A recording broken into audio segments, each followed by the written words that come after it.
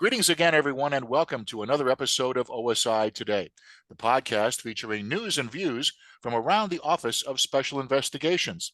I'm Wayne Amon from OSI Public Affairs. August 1st, 2023 marks the 75th anniversary of OSI's inception. And throughout the year, the command will commemorate the occasion based on the theme Inspired by Our Past, OSI's Future Starts Today. And with me to discuss how the 1st Field Investigations Region fits into that scenario, I'm very pleased to have with us Region 1 Deputy Director, Special Agent Russ McLaren. Russ, welcome to the program. Great to have you with us today.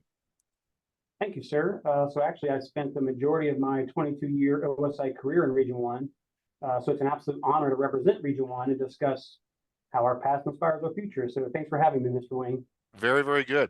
Now, let's get right into it, shall we? Now, granted, 75 years ago was when OSI was activated, but Region 1 was activated back in June of 1992.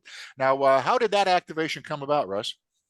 Well, so the activation definitely predates my time in OSI. However, from what I've gleaned over time and doing some research on the issue, the activation came about following Desert Shield, Desert Storm in the 1990-1991 timeframe, when the former Secretary of the Air Force, Donald Rice, initiated a plan to restructure and downsize the Air Force to refocus from a Cold War versus Russia strategy to a broader strategic planning framework. I think we called it the Global Reach, Global Power, which I believe was designed to reinforce our commitment to our national partners and our allies around the world.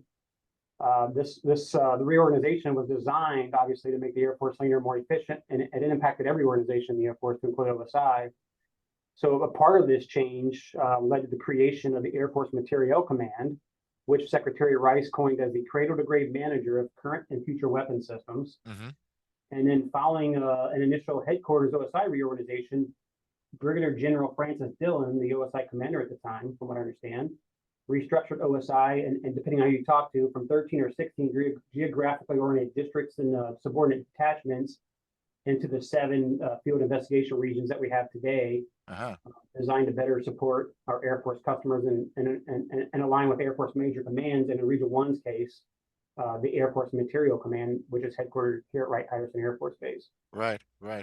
Now, besides establishing itself to identify, exploit, and neutralizing criminal, terrorist, and intelligence threats in the Air Force Materiel Command, as you just mentioned, Region 1's mission expanded to include the Air Force Special Operations Command and Air Force Reserve Command. Now, that's a lot of responsibility. What necessitated that expansion, Russ?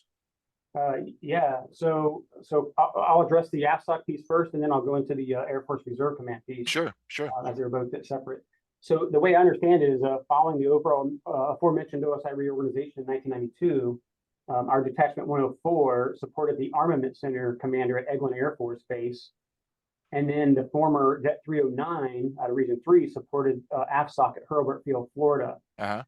In response to the establishment of the OSI Special Missions Branch to support the AFSOC folks at Hurlburt Field, OSI saw the need for a more senior OSI commander to directly interact with the 3-star AFSOC commander. So in 2008, Det 104 initially absorbed Det 309 as an operating location, and they assigned an LNO to AFSOC. And then shortly after that, both units combined to create the 9th Field Investigative Squadron, and that was under the old OSI philosophy of one base, one commander. Right. Designed to serve both AFMC and AFSOC needs. And then, of course, 9th FIS was decommissioned, and the 2 bases were broke out again. And now Det 104 supports Eglin, and Det 121 supports AFSOC at Hurlburt Field. And that transition, I think, happened around 2018 or 2019.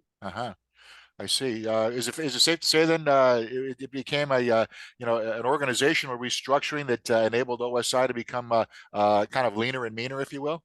Absolutely. I think that's always the intended design when we do these restructuring efforts. And I think in this case, 9th FIS was a big beast, and breaking those 2 units back out really gave us the ability to better manage and focus on AFSOC priorities, and then Eglin focus back on the AFMC and Armament Center priorities. I see. Very good. Now, as you mentioned, Region 1 headquarters is there at Wright-Patterson Air Force Base in Ohio, but its geographical jurisdiction spans 19 states from coast to coast. What's been Region 1's key, or keys, if you will, to successfully operating with such a wide footprint from coast to coast? Wayne, if it's okay, so on the previous question, if I could just kind of readdress, so for the Air Force Reserve Command, because that was separate than AFSOC, and Right. so make sure I give them their justice. Okay. So we established the Air Force Reserve Command because Det 105 at Robins Air Force Base provided traditional support to headquarters Air Force Reserve that was also located at Robins Air Force Base. There was a challenge with this because AFRC obviously has dozens of geographically separated bases across the country, and OSI would support each of these bases differently, from region to region and detachment to detachment. So this inconsistent support led to OSI's decision to bring all the AFRC units under Region 1 and then assign an LNO to provide dedicated service to AFRC. And I wanted to go back to it because I think it's important or noteworthy to mention that thanks to the efforts of General Bullard, Colonel Baccarella, the former Region 1 Chief, Chief Hoy, Chief Gow, and many others, we recently upgraded the AFR LNO position to an E9 position, which is currently filled by Chief Eric Powell, who was the first chief selected for the position. And so what that does for us is it offers a significant upward mobility and career progression for our enlisted Air Force Reserve agents, and then greatly enhances our ability to recruit quality folks in these positions. So I just wanted to go back and kind of make a note of that. Oh, sure, sure. You did mention one acronym that maybe our new listeners to the podcast may not be familiar with. You said LNO. What exactly is an LNO? It's just a liaison officer, a liaison position. That's someone who sits in a maybe not a major command, but provides dedicated service to a subcomponent of a major command. I see. Okay, very good. Now, again, in that question about keys to the footprint being so expansive for Region 1, with kind of like spokes of a wheel emanating from Wright Pat there in Ohio.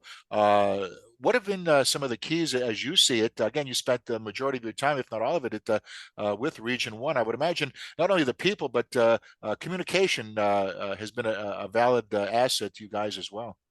Absolutely, Wayne. And actually, with the addition of 4 new national security attachments in Region 1, that footprint may have even grown a little more. But to your point, I think the key to successfully operating such a wide footprint, much like other regions with large AORs, is good leadership, good lines of communication, both up and down the chain of command. And I think for Region 1, it starts at the top. For us, currently, Colonel Baccarella, the current region commander, provides very clear priorities and expectations, which are obviously aligned with OSI strategy and General Bullard's priorities. Right. And secondly, we have a great unit leadership that execute those priorities on a daily basis, as well as great field agents executing the mission. And then finally, I have to highlight that we have a great region support team that works tirelessly to streamline processes to ensure our field units have what they need to be successful. So to answer the question, the key to success is clear expectations, great leadership and communication, and then outstanding support to ensure our units have what they need to be successful. Well, as they say, one team, one fight, and that certainly sounds like it. The way operations go in Region 1. Absolutely. Now, Russ, what are some of the mission milestones? If you kind of put your going back in history a little bit, if we may, what are some of the mission milestones Region 1 can look back on that have really defined its legacy as you see it? I would offer the first mission milestone that has helped define Region 1's mission and their legacy would be the Central Systems Fraud Mission. With the Air Force and OSI reorganization to support the Air Force Material Command, Region 1 also inherited the fraud mission, which greatly complemented Region 1's mission to ensure the integrity of Air Force acquisitions. Of course, that mission would later transition to the newly formed Procurement Fraud Division. So the fraud mission would be probably the first thing that comes to mind, but I would offer that the mainstay for Region 1 over time has been its counterintelligence mission supporting technology development. I think Region 1 has been on the forefront of defining OSI's technology protection mission, definitely since the alignment in 1992, and probably long before that. This would include the creation of the Integrated Threat Assessment Cell, which we call the ITAC, which produces technology threat assessments in support of AFMC acquisition milestones and program protection plans, as well as the creation of the multi-agency Red Eye Task Force that was created by Special Agent Dan Altman out of former Det 110 in Los Angeles, as well, obviously supported by some other really smart agents down there. So they created the Red Eye Task Force and then moved it back here to Region 1 as an operating location in around 2001 timeframe. And then more recently, I think the addition of 4 NSDs will help define and further solidify Region 1's legacy in protecting Air Force technology development to support future warfighters.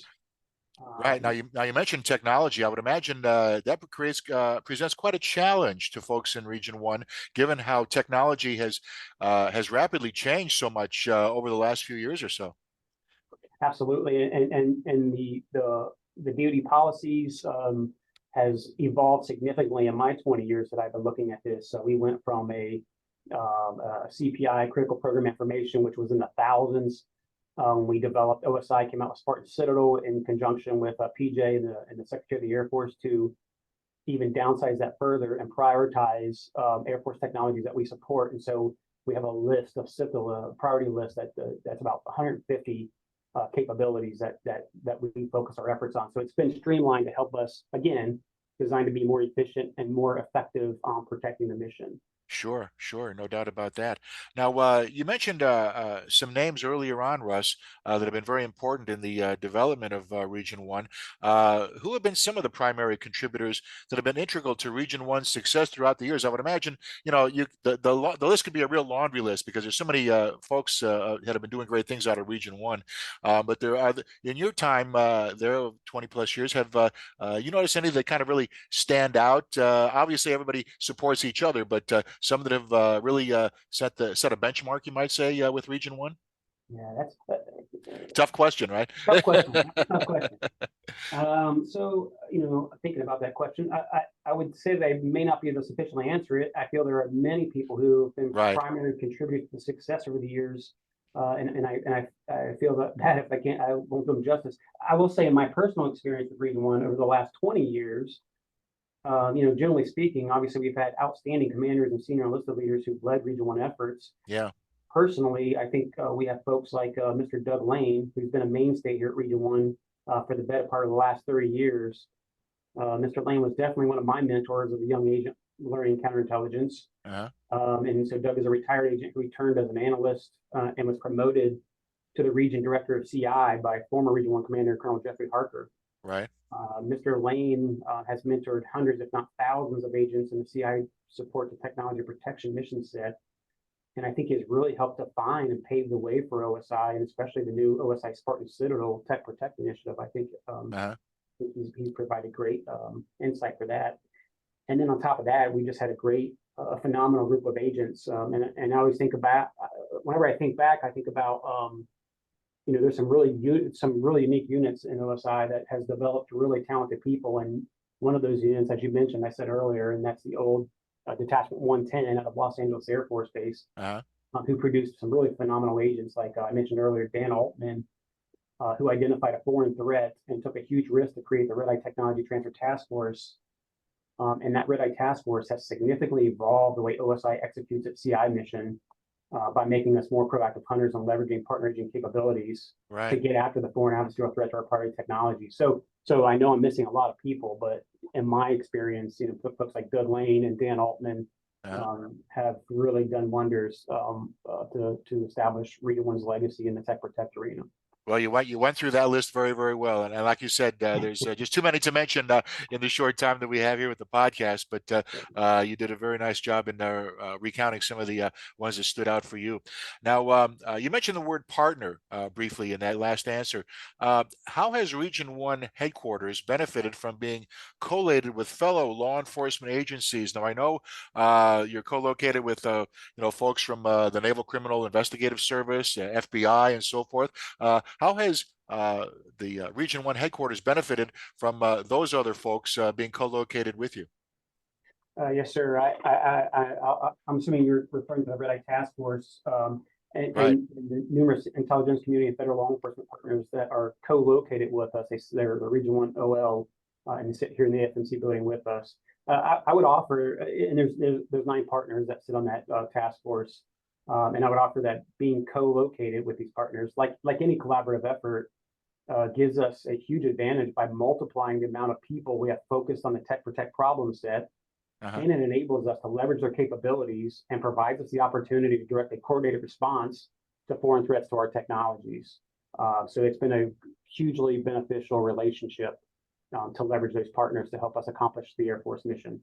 Right. Is it a bit of a challenge? I know you all work together on various things, but you have to sometimes learn different languages, like what the FBI uses or what the NCIS uses, and they in turn would have to understand, some of the lingo that OSI uses. Absolutely true. And I used to be on the Red Eye Task Force, and I would tell everybody, give yourself 6 months to get acclimated to the dynamics and the politics and the verbiage, because it is a little bit of a different role when you live in it every day. And there's so many different organizations, as you alluded to, with different lingo, different acronyms, different priorities, and so you have to be able to navigate that bureaucracy, if you will, to be Right. successful. Right, very good. Now, if you could put on your put on a crystal ball a little bit, if you could, or grab your crystal ball, if you would. Looking ahead, how would you characterize the future of Region One going down the road? I would imagine, with the groundwork that's been laid, it's very bright. I would agree. I think it is very bright, and I think true to the theme of this podcast, I think the future of Region One will be inspired by its past. So I think that's a really good theme. Um, I think, in my personal opinion, Region One will continue leading the way in protecting technology development to shape future battlefields, and of course, and definitely preserving the Air Force's technological superiority over our adversaries. Mhm. Based on OSI strategy, I think we continue efforts for collateral units and PJ to collaborate in the protect arena. I think we continue to proactively target with the Red Eye Task Force newly created national security detachments. And we provide the most holistic and focused approach to protect our most critical technologies that I think we've ever seen in OSI's history. Uh-huh. So I think you're right. I think the future in Region One is very bright. Now, before we wrap up, Russ, is there anything else you'd like to add about being part of OSI's 75th anniversary observance? I mean, it's quite a milestone, no doubt about that. Absolutely. And I guess I would just say that, I'm just honored to be a part of this OSI family and this team. Grateful for the opportunity that I've been personally been given to lead and mentor future OSI leaders. And OSI has done a phenomenal job laying out a great strategy. We've hired a more diverse and phenomenally smart workforce than ever before. And it will be exciting to see how the next generation builds on the legacy of those before us who have worked so hard to build and to ensure the Air Force remains the most powerful and unmatched air and space force in the world for the next 75 years. So I'm excited to see where OSI goes in the future. Well said. Our guest has been Special Agent Russ McLaren, the Deputy Director of OSI's first Field Investigations Region. Russ, thanks so much again for taking the time to be with us. It was a pleasure to chat with you today. Thank you, Mr. Wayne. It was a pleasure to be involved. And thanks to all of you listening for tuning in. For OSI Today, I'm Wayne Amon saying so long for now.